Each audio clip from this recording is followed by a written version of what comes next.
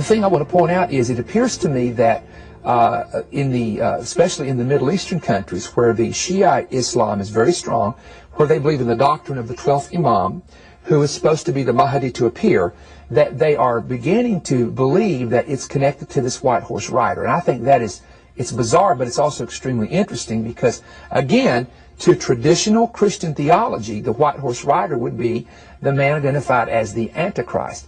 And we've done some studies on Antichrist, and it doesn't necessarily mean, when we use Antichristos, it means anti is always against, but there's other meanings to that in Hebrew, isn't there? It doesn't just, well, explain that to people. Well, I mean, some people have the idea that Antichrist means that he is an imposter, a prototype. He's saying he's Jesus. Right. He's saying I'm the Messiah, etc., etc. Right. Now, the way I see it, Perry, is that he is anti-Messiah. He is against, because we need to understand that to understand the book of Revelation, you've got to understand the book of Genesis. Isaiah 46:10 talks about how God has from the beginning revealed the end. And so in the very beginning, what you see is two opposing seeds, two opposing, personalities, etc. Cain, Abel, Esau, Jacob, Ishmael, Isaac. They are related, but they oppose one another. And so I see it as the Messiah, or excuse me, the anti-Messiah is against, he opposes. He opposes God in his temple and those who worship there. How would you oppose the true Messiah, which we know biblically is Jesus, Yeshua? How would you oppose him? In my opinion, based on 1 John, this is Bible now, 1 John chapter 1, chapter 2, and I think chapter 4, it mentions Antichristos, or the Antichrist, 4 times. The word Antichrist. And it says it's the spirit that denies that Jesus is the Son of God. Right. So how would you be against Christ, against the Messiah? By denying his relationship with the Father. Right. And one of the main tenets of Islam, in fact, my friends that I have that are Muslim, when we get into, and we get in very peaceful discussions about this, that's where they believe in Isa ibn Maryam, or Jesus the son of Mary. They believe it or not, they believe Jesus was born of a virgin. Some people don't know that, but they do. And they believe he was a prophet. They believe he was a prophet. They believe that even the Quran mentions Mary, esteems her highly. So we have all that there. But they have a real block there in saying, how could God have a son when Allah is not begotten, nor does he begot? Now, when President Tom speaks in front of the UN General Assembly tomorrow, you'll likely hear all the typical rhetoric about how peaceful they are and blah-de-blah-de-blah-de. But if his previous addresses are any indication, the media will probably ignore what is perhaps the most important part of his speech. Here he is at the UN in 2005. Almighty Lord, I pray to you to hasten the emergence of your last repository, the promised one, that perfect and pure human being, the one that will fulfill this world with justice and peace. Okay, this is what he said at the end of his speech last year as well at the UN. After calling for the return of the Promised One, Ahmadinejad left the stage in 2005 and said to a cleric, and I quote, "I felt that all of a sudden the atmosphere changed, and for 27 to 28 minutes the leaders did not blink," end quote.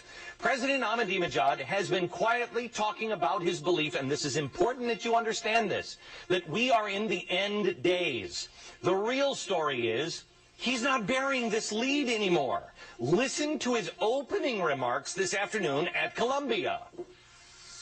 O God, hasten the arrival of Imam al-Mahdi and grant him good health and victory, and make us his followers and those who attest to his rightfulness. Okay. I hope you're starting to hear a pattern here. This guy is openly praying for the return of the Mahdi in almost every speech, and now he's starting his speeches with that, yet no one in the media is even bothering to do their homework on what that really means. Basically, think of the Mahdi as the Shiite Muslim version of the second coming of Jesus Christ. But unlike Christians, the Twelvers, as they're called, President Tom is a Twelver, believe that they can hasten the Mahdi's return by creating the right conditions for it. Unfortunately for us, those conditions are pretty simple. Chaos, war, bloodshed. Because only then can the Mahdi return with peace and justice. Think about that. Ahmadinejad must usher in chaos and war before he can fulfill his destiny. That is why he wants a nuclear program. That is why he threatens Israel in the West. And that is why he's killing our soldiers in Iraq. To him, the United States is the only thing stopping the war and chaos that he needs. And believe it or not, that makes us the great Satan otherwise known in the West to you and me as the literal Antichrist. When your politics are your religion, it is impossible to understand one without first understanding the other. I can see anti-Messiah is saying, yes, Jesus is good, he's a prophet or a good man, but he is not what you think he is. Right, and the bottom line is that there are some in the Islamic world who could consider you and I, and a lot of our Jewish brethren, to be infidels. Mm-hmm. And amongst these group, in these so-called fundamentalists and radicals, pockets of places around the world, yeah, they feel like that you and I and others like us are infidels, and that we are the enemy, and it is their mission, commissioned by the Quran, they believe, to go and to destroy us. And that's why America, as we talked last week, is such a target, because they see America as a Christian nation. Right. And there again, we don't know the percentage. Some say it may be 2 to 5% of the whole group that would think that way. But 2 or 5% in the world, when you have 1.4 billion followers, could be as high as 100 to 200 million easy. Well, so that's again, there we go into why, because they say, why would they attack us? We've done nothing.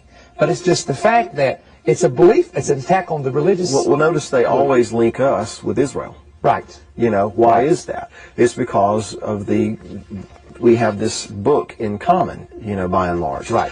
Well, the other thing I felt was that evil men, evil people, are going to try to do evil things to us and to others during the last part of this year. I don't know whether it'll be in the fall or September or later on, but it'll be the second half somehow of 2007.